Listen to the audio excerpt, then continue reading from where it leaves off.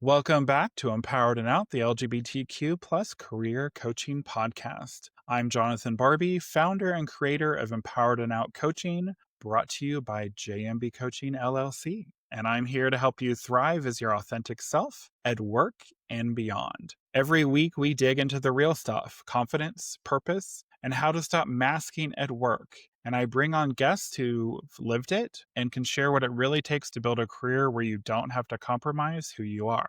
Today, we've got two incredible guests. Yeah, not just one, but two. And they are not just shaping careers, but shaping lives, especially for students who may feel like they don't fully belong. First up, Holly Allen has been working in higher ed career services for 7 years. Before that, she spent over 2 decades in the film and theater industries as a casting director, actor, and acting coach. So she knows a thing or two about helping people find their voice. She has an MFA in theater, a sharp mind, and a smart and spirited 4-year-old at home with her wife who keeps her on her toes. Holly's happy place, out in nature, and journal in hand. Then we have Victoria Sexton, who's been a career advisor at a Southern college for 2 years. Before that, she worked in case management on the West Coast, helping people break through barriers to higher education. She's a lifelong learner, a passionate advocate, and a creative writer,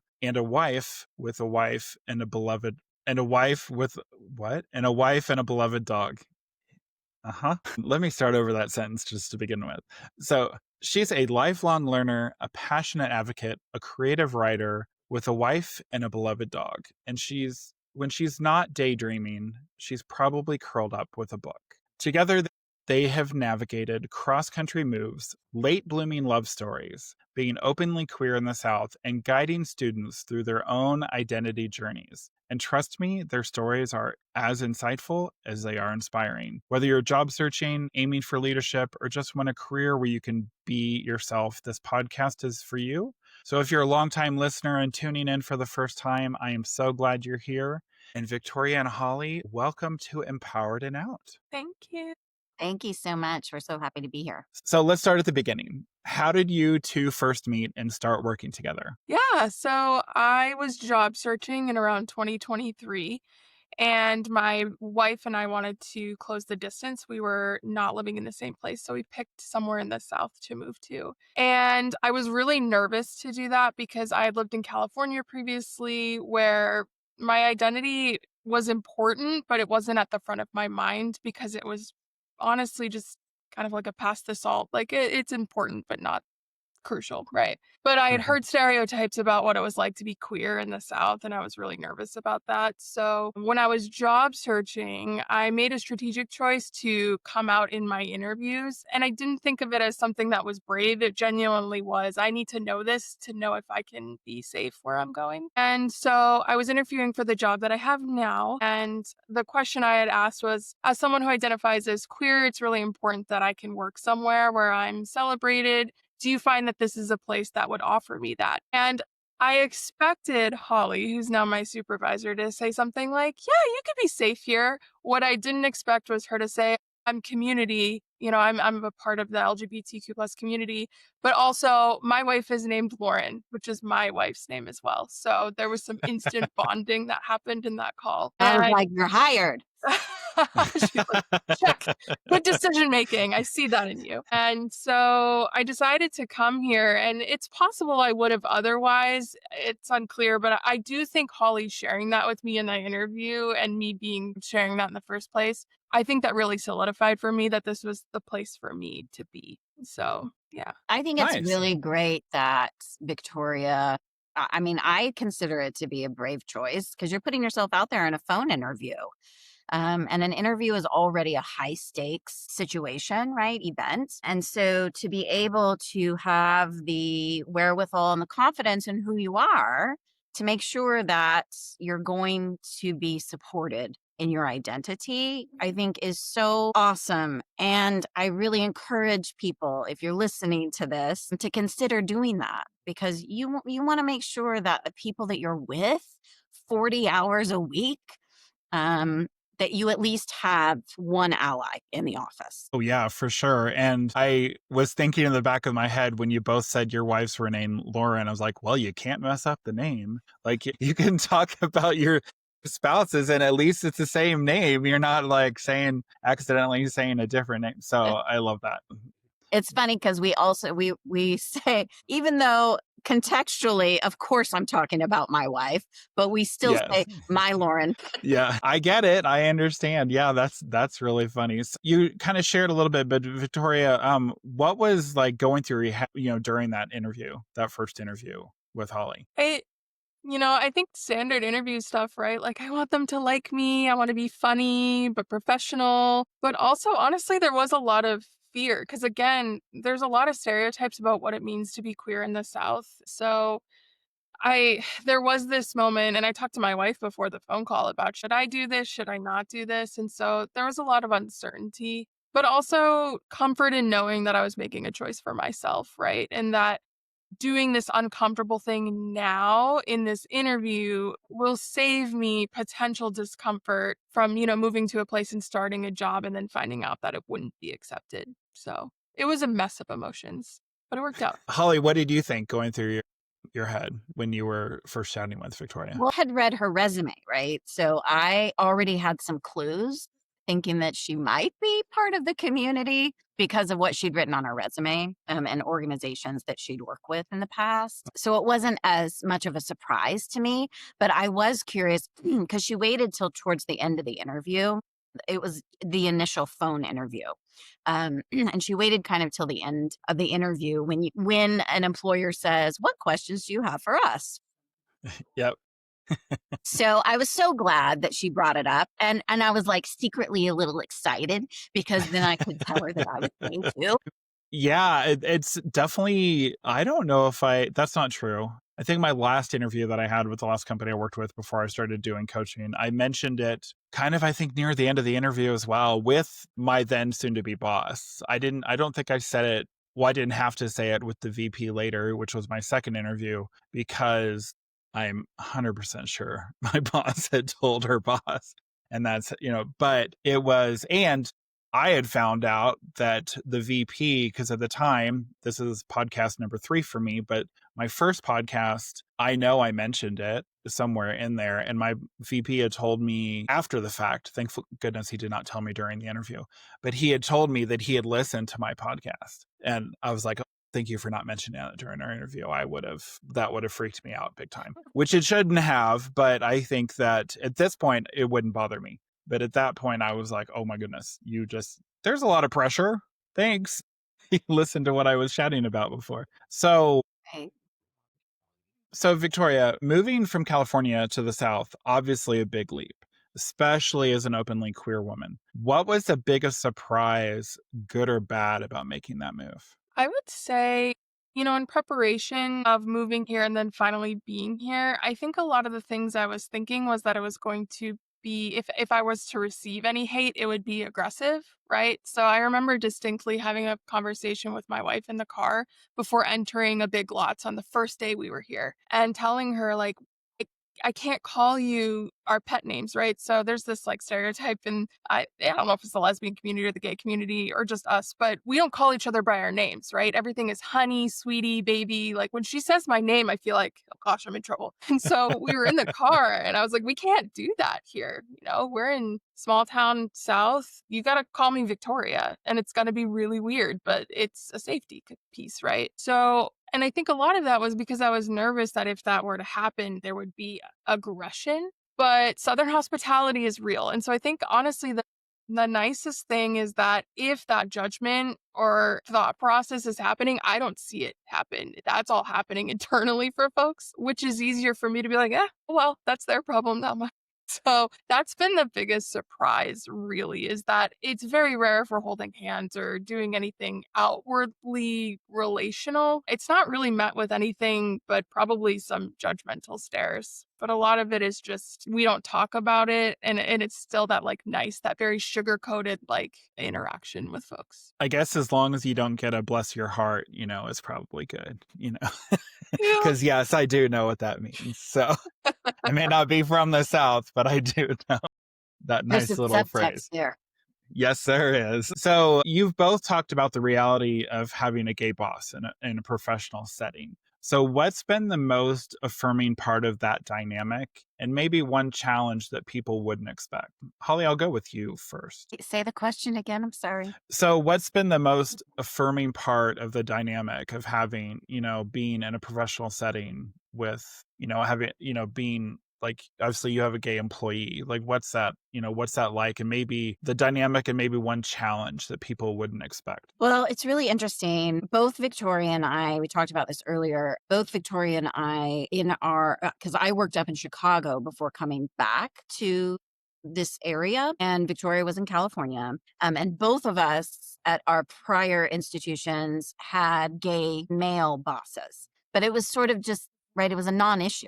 Like it wasn't, it talked about it. It Yeah. wasn't like, hey, can I come in your office and shut the door because I'm having, right? Because which there is a bit of that and I don't know if it's every office situation. My guess is probably, but I don't know. But there is a bit of, hey, can I talk to you for a second? Close the door so that we can have a conversation. So it feels a little more like we are protecting ourselves, Hmm. which just didn't happen in northern and western cities. So I suppose that is, it is a respite to have somebody in your office that is in the community that you can talk Hmm. to on a different level, right? Like Victoria and I can have conversations that we wouldn't necessarily feel comfortable having with some other people in our office, right? So that is a bit of a challenge, but also a respite that we have each other. What would you Yeah. add to that? I would say that Holly sometimes just picks up on things that other people don't pick up on because she has that frame of mind, right? So Hmm. there was a really tragic death on our campus at some point in the last year, and that person was in the LGBTQ community, and Holly was in the room, our whole team was in the room when I found that out, and it was really I had this layer of, oh, a member of our community was a victim to this. And so no one else approached me about that. And that wasn't ill-intentioned on their part. They just didn't have that filter, right? And after that meeting, I came to my office, I started crying, and Holly immediately came in and checked on me. So I think it's those things that I didn't realize I would need or value, but and despite us not really talking about our identities on the day to day to get our jobs done, I think just knowing that that is there has been really, really valuable. If there's any downsides, I think it's probably that Holly's still my boss. So like there are times where it's like, oh, gotta put on the boss hat, Holly. Like, you're not my auntie, you're not my mentor, you're not my friend. Like you gotta be my boss. I get it. That's Um, probably the biggest challenge for me. Yeah, Yeah, it no, is role yeah, playing, It's Yeah. like but I feel like yeah, for we're authentic no matter what role we're in, right? Of like, okay, I gotta wear boss hat now. Now it's friend hat. So which is good because I've been in a work environment where even though my boss wasn't a part of the community, they wanted to know a little bit too much, in my opinion, was not really there is that work, personal life, split. And it was kind of like, okay, well, you don't really need to know this information. And I think that it can be challenging and it can be, but I like that I personally have never, that's not true. I actually have had a gay boss before. He happened to be a minister of a church and I was the office manager at the church. And overall, it was fun and it was a good dynamic until we actually went out for his birthday and he was plastered drunk. And that was a little bit different experience oh, because I'm like, oh wow, this is my boss. And this is no. it didn't matter. The minister part didn't actually bother me because we are actually at a very diverse and inclusive church that, open and affirming. So it didn't really bother me. But it was the completely plastered drunk that I thought was like, okay, that's kind of interesting. Yeah.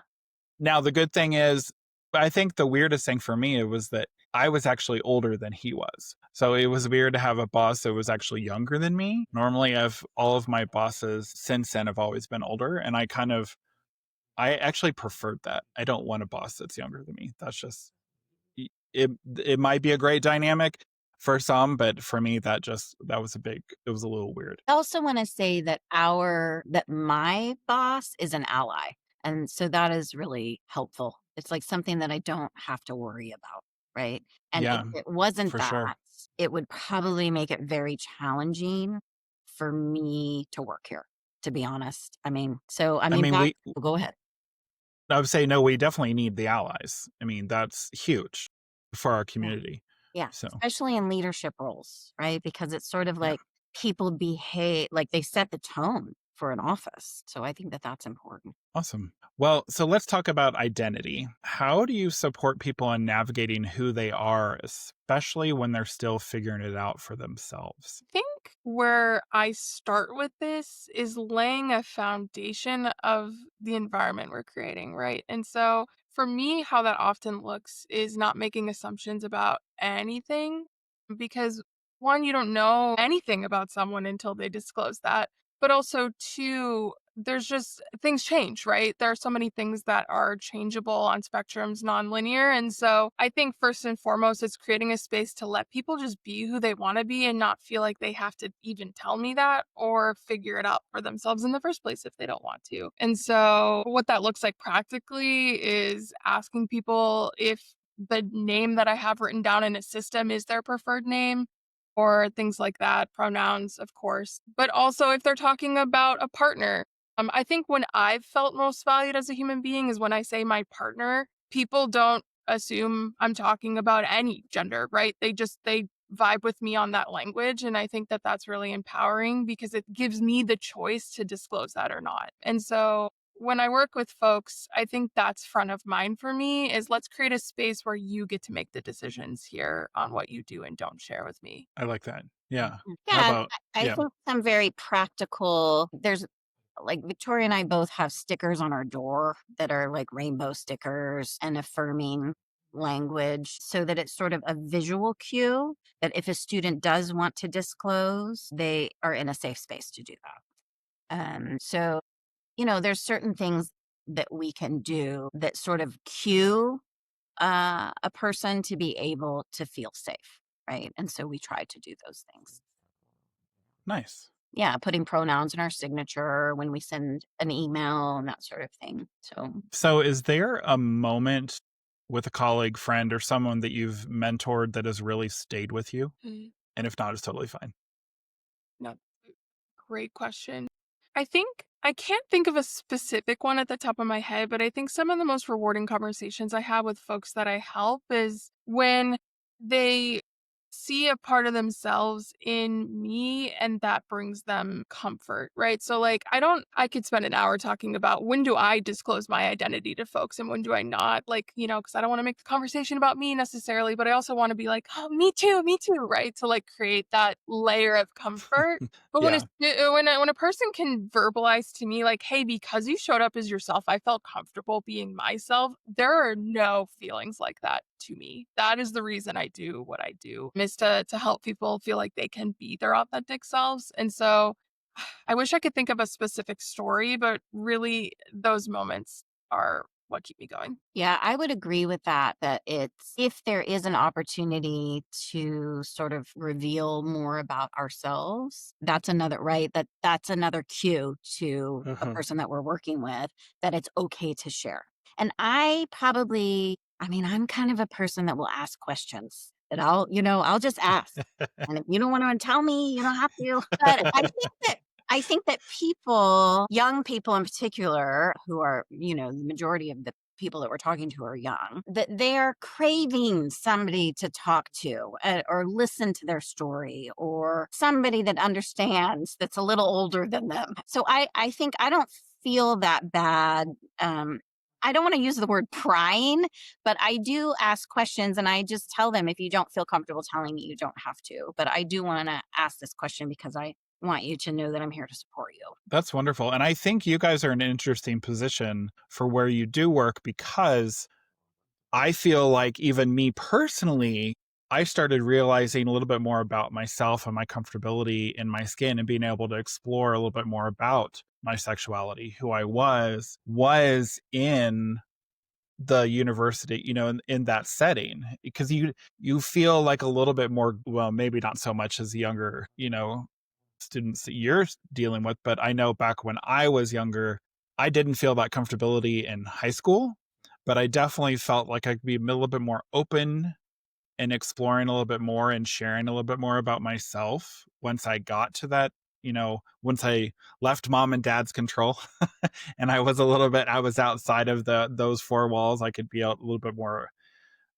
exploratory and open about what I wanted to share or think about. And so I think you guys are definitely in a unique space. And I'm a little jealous of the younger generation because they are a little bit more, most of them, and it could be a little bit different, obviously, where you guys are in the South, but I feel that a lot of them are a lot more proud of who they are and is showing who they are, where that was looking back, that was definitely not me. Now I was well, some would not say it was the South, but I was in school in Texas. As I know, Southerners, some don't find Texas as the South, but I was at a religious university. And so I definitely was held back a little bit, but to share possibly some things. But I think that if you can read the room, as some say, that it helps a little bit more. And it helps having that support for what you guys do. Because if you don't have that support, it can honestly can be a lot more challenging for the college experience. Just because if you're not feeling that, it could affect you all around. I think in even your day-to-day studies.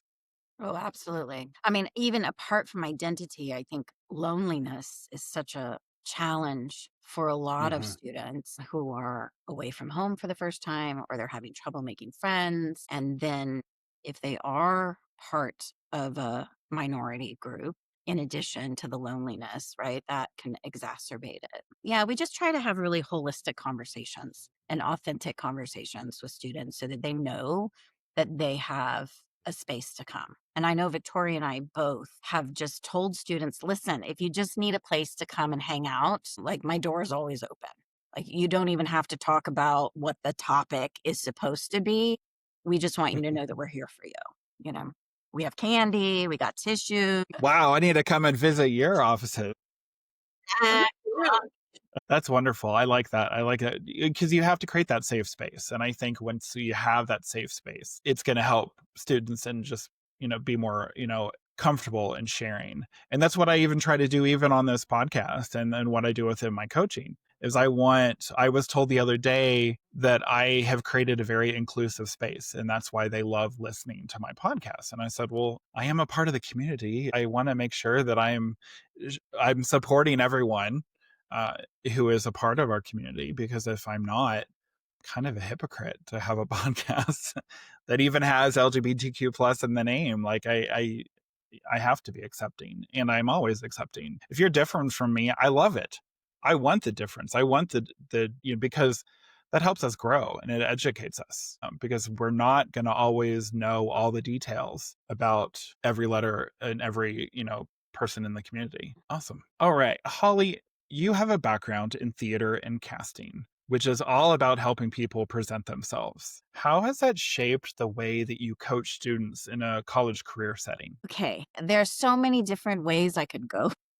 I could talk about this forever. The first thing when I read that prompt, the first thing that came to mind is that, and because I've worked as an acting coach, what we're really after is getting at the truth, right? We're getting at, even though you're playing a character, need to be as authentic as you possibly can as that character. And it's sort of very reflective of life, right? That we are all playing roles, like we were talking Uh-huh. about earlier, right? Like boss hat, friend hat.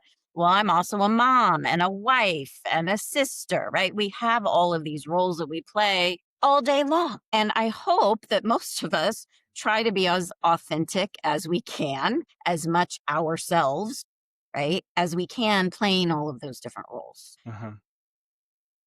So I think it's very relatable as far as acting training teaches authenticity. It teaches a lot of professional skills, but I think working with students, it's really helpful in helping them my brain is going 5 different directions. Let me start over. Let's see. I wrote some notes. Let me just look at it really quick. You can cut this middle part with me babbling. So I think what we can do is look at it through the lens of professionalism, right? Of like, there are so many skills that you're getting in theater. And really, the outcome of my answer is going to be everybody should take an acting class. I mean, besides sort of the obvious, it teaches you communication skills. But what does that actually mean, right? Like, really, deep listening, empathy, being able to put yourself into the shoes of another person, to understand what the human experience is actually like managing performance anxiety. It builds confidence. You can look people in the eye, which a lot of students have trouble doing.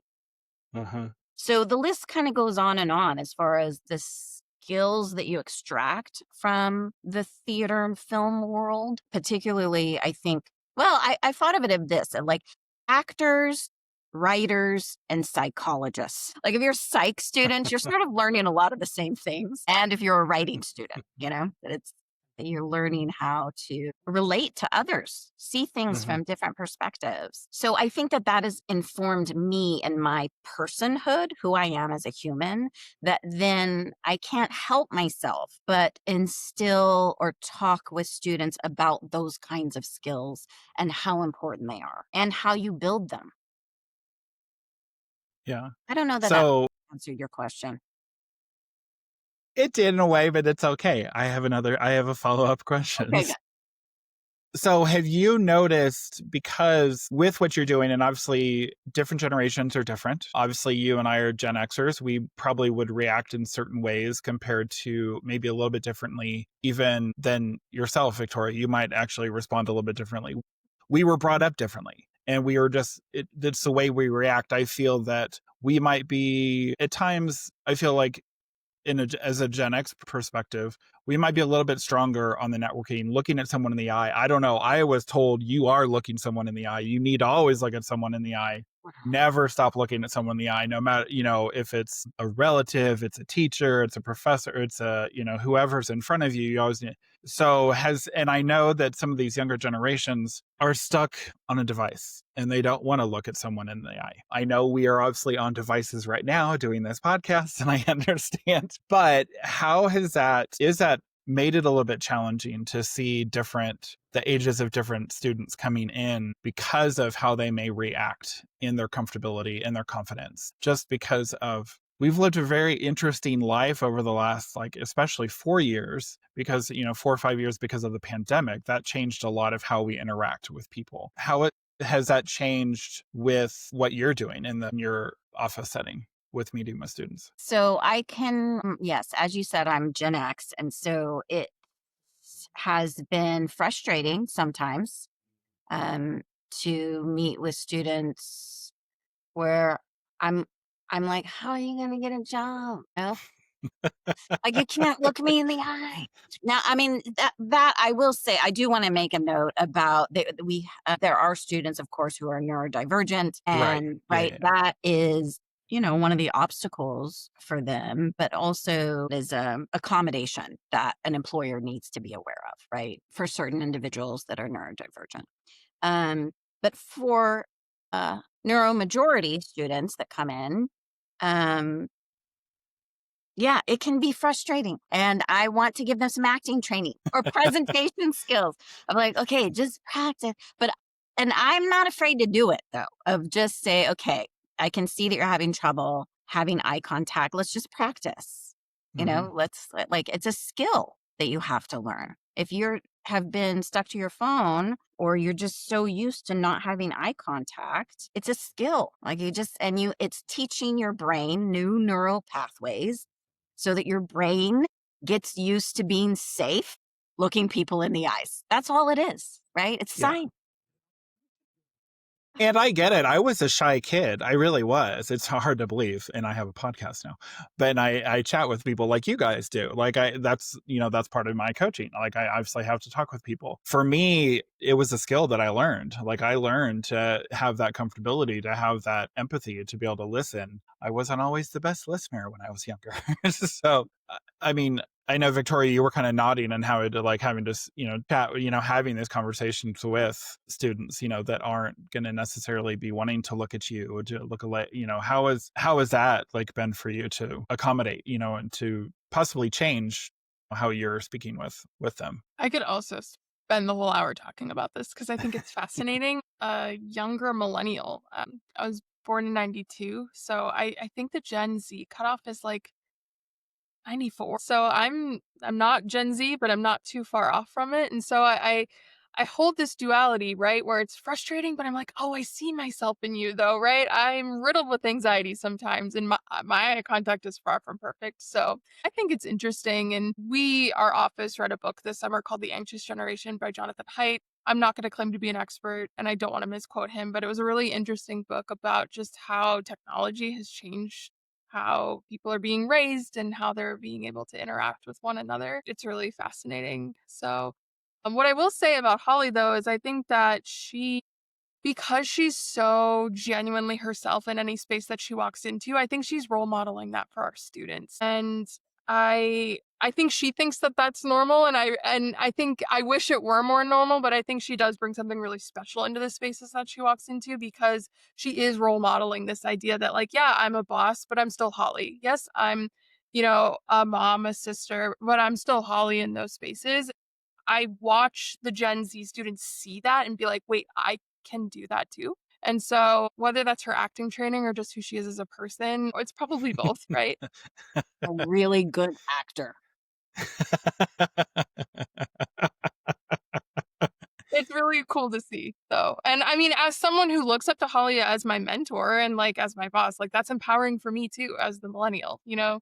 So it's cool to see kind of some of that play out. And I think Holly and I getting closer has really taught both of us about generational differences too. And then that influences how we work with Gen Z. So yeah. That is Nice. very kind. And I could say the same exact Aw, thing about you, Victoria. that's so nice.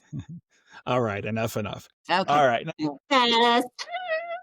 No, but I like that. Like, I mean, you made a really good point, Victoria, because if you're seeing that even as an example in your Holly, how she presents herself and how she is with, when she walks into her, that's huge. Just it's respectful. It's great as a mentor to be able to see that in your boss because we don't always see that in a boss. Mhm. But it's nice to see that how you are going to be able to better relate, in a way to who comes into your offices and how you can relate to them and how you can have those conversations with them. So I love that. So to both of you, you guys describe yourselves as late bloomer lesbian. What do you, for those who aren't seeing this, like Holly just like flipped her hair. I love it. I have no hair to flip. So sorry. Both of you guys could do that. I You could cannot run your do hand. it. It won't move. It's pretty solid. What do you wish that more people understood about coming into your identity later in life? Because I've spoken to a lot of people who have come out later in life. What do you wish more people understood about it? Everyone should do it. If you haven't done it yet, now is the time. I love this question because Holly and I always talk about how we need to make this little guide of like how to late bloom into the community. A Because manual, like yeah, lesbians for dummies. truly though, there are funny like actual mechanical things about that, but it's also just like societal things, right? Like I've always known I was in the queer community, but I didn't start dating a woman until I was almost 30. And so I think transitioning from having a certain role in my relationships to now having a completely new dynamic that I'd never encountered before, it was weird. And I didn't know how to talk to my wife about it because she had dated women before. And so she was just like, just be yourself. That's why I'm dating you. I was like, yeah, but it's different. It's weird. And who do I talk to about this? And how do I even formulate the questions that I have? And so I love They're this. my flannel shirts. Sorry. It's just sticky. And I think what I wish sometimes I wish there was more conversation about it in general, because I think to your point earlier, when you're in a university setting, when you're kind of at this younger age, you're kind of pre-built into these communities, or you can find the spaces really easily. Mm-hmm. And, when you're getting old and crusty like me, it's like, where do I find those people? Watch it, What? millennial. Kidding. But there is this extra barrier of like, where do I find my people? And where do I Mm-hmm. find my people who came also came to this later in life? Because there are different things to think about. I like that. Holly, what do you think? How would you answer that? I think because I didn't meet my wife until my late 30s, I had already done so much work on myself, right? I'd read like tons of self-help books, gone to meditation retreats. Like I'd really worked on myself a lot. And so I think that I was just at a place where I was just more open. right? Like you love who you love. Like I Mhm. fell in love with my Lauren because I couldn't help it. So, and my Lauren, I keep saying my Lauren, my Lauren, she also had never been in a relationship with a woman. So we have a very interesting story and we really needed a manual. But I think we were just at a space where it's like something else took over, right? Like when you fall in love with somebody and it is a long term, legit thing that's going to last, it's like there's something else at play, right? And like that you are either attuned to or you are not. And so I think it was easier. And it's like, by the time you're in your late 30s, like your friends are your friends. Like you have friends that are probably going to be your lifelong friends that just love you for being you. And those that don't, you don't you don't care, right? Because you're because you're older. Yes. So you Yeah. just have such a different perspective at different stages in your life, right? So I'm grateful, that I was older. I think there is, and Victoria and I have talked about this too, there is sort of this other side of the coin of being a late bloomer where we feel like we're not quite legit part of the community because we didn't have to suffer the way that our friends in the community have suffered. That came out when they were teenagers to parents who didn't accept them or who were rejected from their church or, who were bullied in school. Like we didn't have any of that happen to us. So there is sometimes this feeling of, it's not necessarily guilt. It's sort of I don't know that I fully feel like I belong to the community because I didn't suffer like the other people did. I can understand that. Yeah.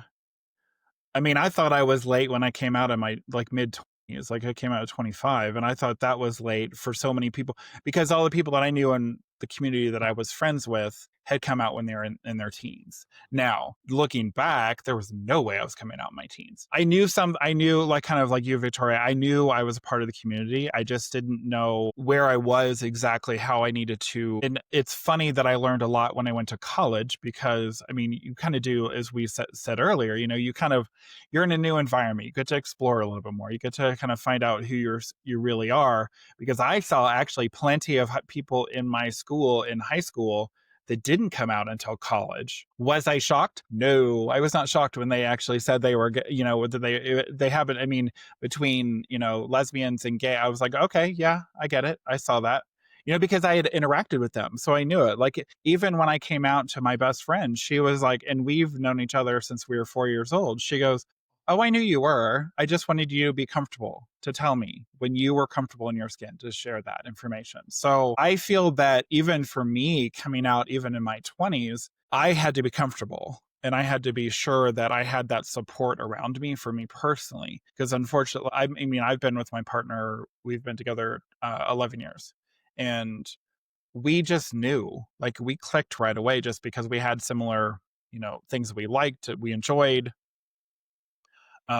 things that we like but don't like the same teams. Like we're big like football fans, but we don't like the same teams, partially because where I grew up and where I am now. So, but yeah, I think, and I've actually spoken to many, I would say, late bloomer gay men that came out in their 40s and even into their like late 40s, early 50s, and who had been married, who had children. And I think that if you have to come out at a certain point in your life, great, do it whenever it's going to be the best for you.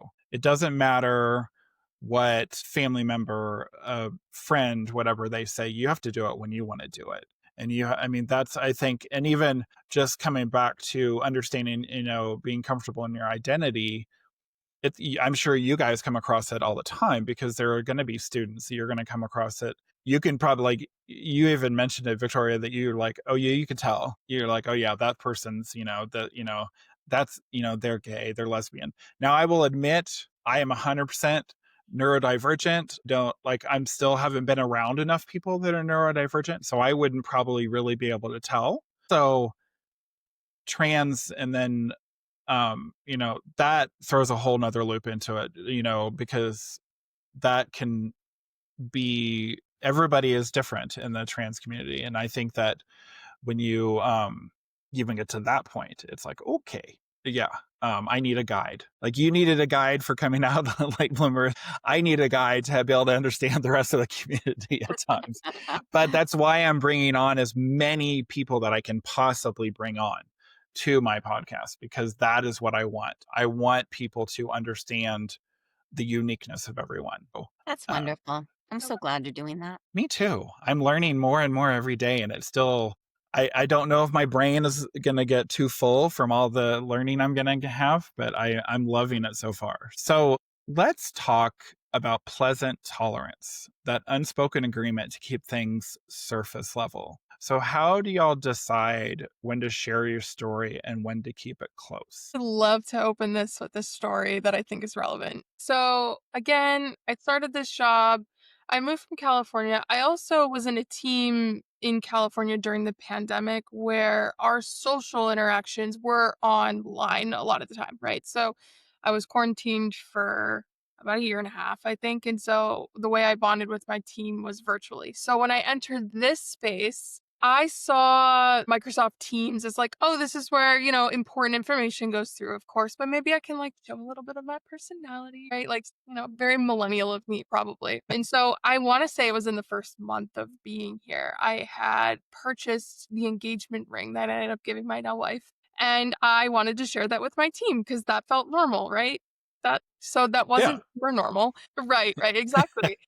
And so I posted it in our teams and I said, I'm going to propose to my wife later this year. Yay, celebrate me. I'm a millennial. And what ended up unintentionally happening is I found out really quickly who my allies were, of course. And so those are the people I feel the most comfortable with naturally. Not that I thought that in the moment, but that's just how it has kind of shaken out. What I've had to learn through this experience being here in the South is that there are going to be people who don't want to celebrate my choices all the time and they have that right?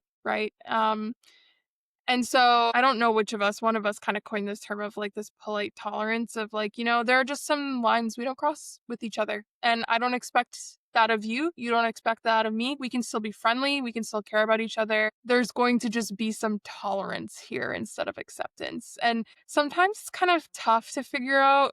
I go back and forth on, well, I should be celebrated. Or at least I should be accepted, right? And so like some of that can get a little sticky, but I think in a work setting, in a professional setting, I've really just had to learn how to be comfortable with that and try to navigate. Okay, when is this? I go over to Holly's office and close the door, and I'm, let my gaze spill out over the floor. And when do I, right? She has the bucket, right? And when do I just go to the meeting and, you know, figure out which mask I do or don't put on? Okay, I love that. Spilling your gay all over the floor. That is something I might have to quote you, Victoria, on it. That's Please do. amazing. I love that. I mean, So yeah.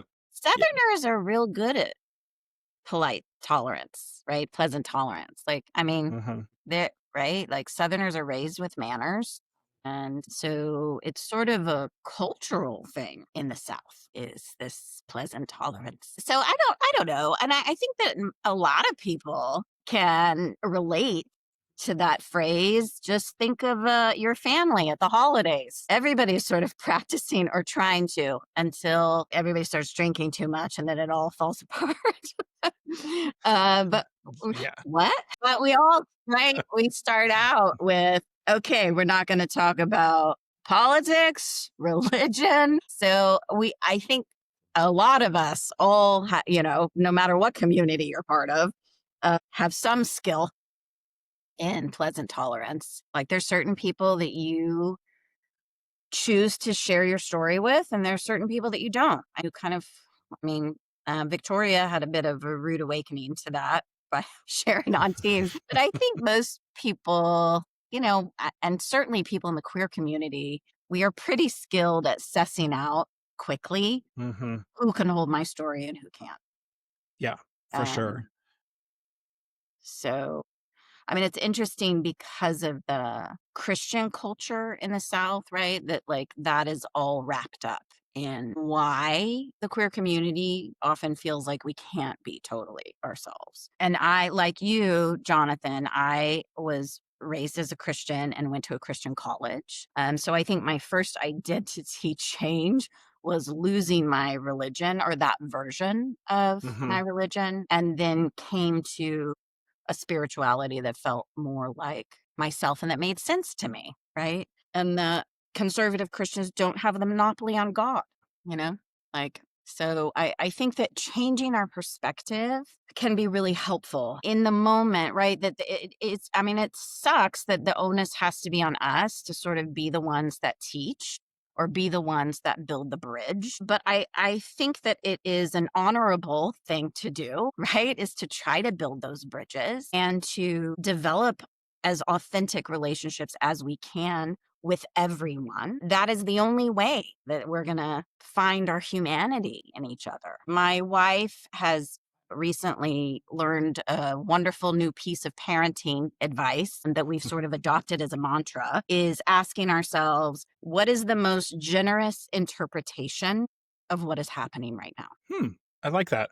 And so, like, we can all think about that, right? What is the intention behind what just happened? And understanding that people are also playing their roles in their religion or their philosophy or their politics. Like, they are playing that role because that is what they believe, right? Or they've been taught that and that's what they grew up with. And that's, I think that is also, you make a really good point, because I think that pleasant tolerance that we've kind of built up because of who we're around and how we can share and what we cannot share. I also think I saw this the other day, which I thought was very funny. My sister sent it to me, and it was a comedian. She was a Gen X comedian. I've seen her before. I have no idea who she is, but she made the comment that one of the things that has kind of gone to the wayside, we don't do it as much, is critical thinking, listening to both sides, even having that tolerance, because we're going to I've learned, even if I may not agree with you, let me listen to it. I might hear your side. Now, I will admit I do a lot of research, and I try to make sure that I can, if I have to come back and say something possibly, that I have that education. And I know that sometimes some of what we see and what we hear, you can definitely tell they don't have that education. They haven't done the research. Now, it's interesting how you bring up the whole religious aspect, because yes, I'll say it, I don't care. I went to a Southern Baptist university. I grew up in the Episcopal church. And it's very interesting, because it was very somewhat conservative when I was growing up into it. It's not that so anymore. The church that my mom and my family still go to when I'm home is very welcoming. They actually had a openly gay minister at one point, and I was like, that's very cool. And actually, I'm going to stop that. Openly gay Black minister. I was like, okay, that's saying a lot. You're checking a lot of Hey, boxes right there. And so I think for me, is what I have learned, especially on the religious aspect is that, do you really know the Bible? Have you really learned? And I think that, and I have a conversation that hopefully is going to come out soon, on a podcast that I did, when I had someone on my podcast, and then I ended up going on their podcast, and we talked about Christianity and the LGBTQ plus community. And it was very interesting, because the Christian community doesn't think that we should even be a part of it. And yet, if you chat with people who have actually gone to seminary, because I have someone that I know that has gone to seminary, and he's very big on saying, do you really know the Bible? Do you really know the context? Do you really know what these supposed phrases that attack our community and attack? Guess what? They're not. They're not attacking. Read the whole chapter. Read the story about what was happening at the times. I actually got this in this conversation last night with someone. It's like, you need to read the room. You need to read, I had the fortunate or unfortunate opportunity, I guess it depends on how you think about it. When I was at that university, my time at that university this is going to totally give away where I was, but it was during the David Koresh, Branch Davidian craziness. That was my freshman year of college. And we had a professor that came in. I was studying Old Testament at the time, because that was part of what we had to do to graduate. We had to take religion classes. And that professor, who was not our professor, brought in David Koresh's interpretation of Revelation. And it was very fascinating and very deranged. But again, that's everyone's opinion. But what I've learned is, anyone I come across, that you have to circle back around, come back around, you have to have that pleasant tolerance. You have to have that agreement to under what you can say, what you can't say, what you should say, I guess, really, and what you shouldn't say, probably. I kind of feel that, Holly, Gen Xers, we kind of don't keep our mouth shut sometimes. Most of the time, it's like, don't ask us if you don't really want to know, because we probably aren't going to share that with you. And especially because you spent time in Chicago in the Midwest. I grew up in the Midwest. I grew up in Kansas City. Yeah, we're kind of blunt, especially Gen Xers. We're going to tell you how it is. Are you ready? Are you ready to get it? But yeah, so yeah, I like the pleasant tolerance. I like that. I think everyone should actually use it, just in general. Yes, right? We're all just human, right? Exactly. Give ourselves some grace. We all have good days. We all have bad days. Just Yeah. we're gonna have it. Just Right. that's part of life. All right. So let's. These are what you didn't get to prepare for. I told you like these are rapid fire questions. So they're appropriate. Don't worry. Darn. But I want you to think of the first thing that comes to mind. These are rapid fire for a reason. I did have someone on one of my earlier interviews when I first started this podcast that sat there and thinking, I think she thought for like a minute. I had so much footage that I had to cut. I was like, oh my gosh, is she going to come up with an answer? Just seriously think about what the first thing that comes to mind. So I'm asking each question. Both of you guys answer because they're fun. And if you don't really have an answer, that's also totally fine. We don't always have the same experiences. We also don't, and we can thank ChatGPT because they're the one, it's what came up with these questions based on kind of just having fun and kind of just because that's what you do. So, all right, Holly, I'm going to start with you. If your life right now had a theme song, what would it be? I'm like, you're gonna have to cut all of this time. Theme song. Well, we've been listening to. My brain went too. I just introduced Victoria to this YouTube guy, Loop Daddy, Mark Rabile. Do we know how to say his last name? Don't. But he's got a song called, and he's like a techno guy that does improv in the moment, like these techno beats, and he's in a robe. And he is living his best life. But he has a song called This Is Your New Alarm Clock. It's got some swear words in it, but it's really awesome. Sometimes the swear words are needed. Let's just I think the song is called Get Up. Like, get up, get out of bed, and get your life going. Victoria, would you say that's your, do you agree with that? Or do you have a different song? I feel like I'm cheating. My wife is a songwriter, so she's actually written me songs. So I feel like I'm like legally obligated to say that too, right? Because she's my wife. Yeah, especially if she hears this. Yeah, you probably exactly. should. Yeah. Exactly. So yeah, she's written, I think, 3 of them now. But the latest one she released was about our long distance relationship and like the feeling of saying goodbye after, because we were long distance for a while. So that feeling of like, oh, I have to say goodbye, but I know we're building the life together that we're supposed to be having. So that one makes me cry. And it's probably my theme song. I love that. Yeah. All right. I know how I would answer this, but we'll see what you guys say. Morning coffee. I can't speak. Let's start that again. Morning coffee or evening wine? Which is your true love? Both. I can't pick. No, sorry, I just jumped in. So Holly and I's love language is coffee. Like, I think that is one of the things that fused us together early on in our relationship was our shared love of coffee. So again, I'm probably legally obligated to say that, but come on, wine. I also would choose coffee over wine. I don't know. It depends on the day, right? And how bad the day is. I mean, I get that. Okay, so you guys both said coffee. What kind of coffee? What's in your coffee? So when I'm just making coffee, I drink it black and I'll drink all kinds of coffee. Ooh, bless you. I can't do that. No, I have to add flavor. It's so dumb. When I was in grad school, I got this idea that if I was a real graduate student, I had to like black coffee. So I forced myself to like, it's so stupid. So I would drink a pot a day to train my taste buds to like black coffee. And now that's how I prefer it. Wow. But when we're like treating ourselves, I call it my sweet treat. I like lavender and like cherry, like floral or fruity coffees, which apparently makes me adventurous. That is adventurous. Sometimes she lets me taste it, and then I'm like, ew, so coffee. Well, Holly, what kind of do you have a flavor of coffee or what you prefer? I mean, okay, so like my Starbucks order usually is like an ice. It depends on if it's hot or cold. Winter, summer, right? Winter or summer. Right now, iced Americano with a little tiny bit of sweetener and a little oat milk. That's kind of my go-to.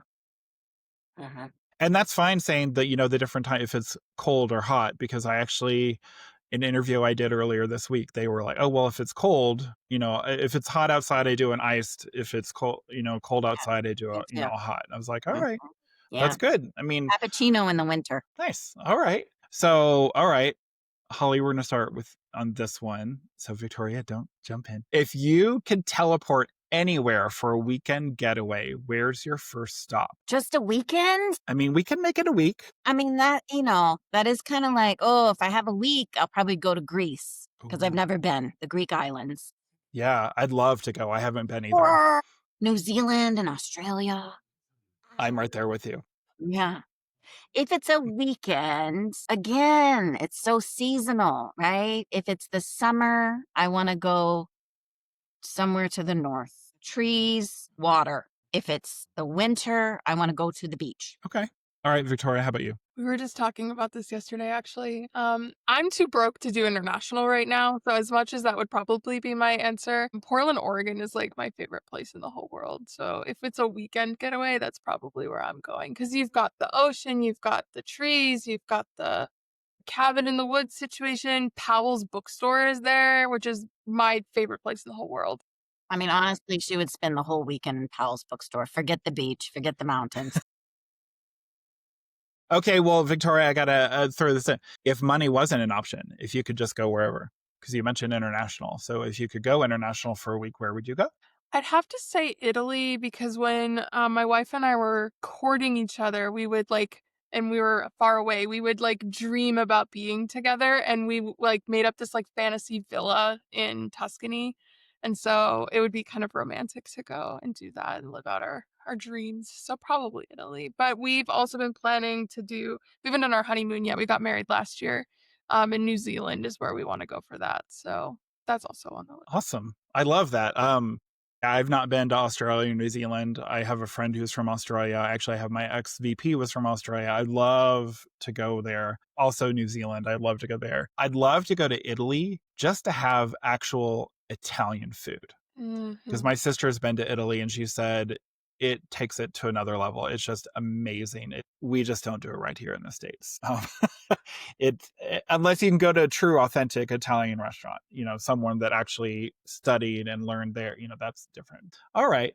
So, last question, and I have one more that you guys have to think about.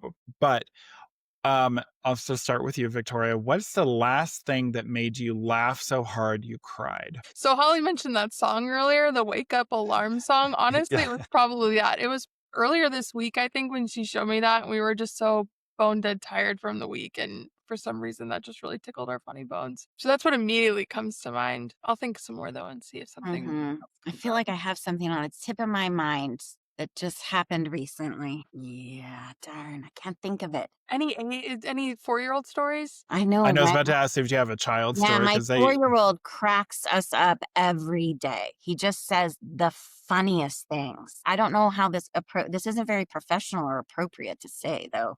It's not swear words. Just like, it's okay. My settings are set at he explicit, so anything can be said. he picked up one of my wife's bras and he said, "Is this the thing that holds your boobs?" Oh, I love that. I mean, that talk about honesty. You gotta Oh, love the simplicity of children and their that was honesty. That's funny. why, and I keep telling my sister, I have an 18-month-old niece, and when she starts talking, like actually talking, like actually saying stuff, I'm so worried. I'm so worried what she's gonna say with my sister in some place that is probably not appropriate to say. Well, so this is for both of you guys, and obviously this is, just as we're ending, let's leave folks with something that they can use right away. What's one key takeaway or tip that you'd share to our audience today? Take an acting class. Hey, you're not allowed to say Good one. that. Or improv. I'm telling you, it'll help you so much. I think I'm really inspired by the interview story to kind of take it back to the beginning of the interview story and Victoria asking a very honest question to protect herself. right? Of like, I need to know that I'm going to work in an environment where I feel like I can be myself. And so I think that's what I would encourage people to, the interview is also for you.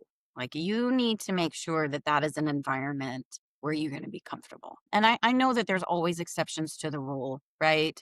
Like, if you are a person that has to go back home to take care of your ailing parents and they're in, some small town, yeah, you're going to have to make, right? Like there's compromises sometimes, but I think as much as you can to try to really take care of yourself.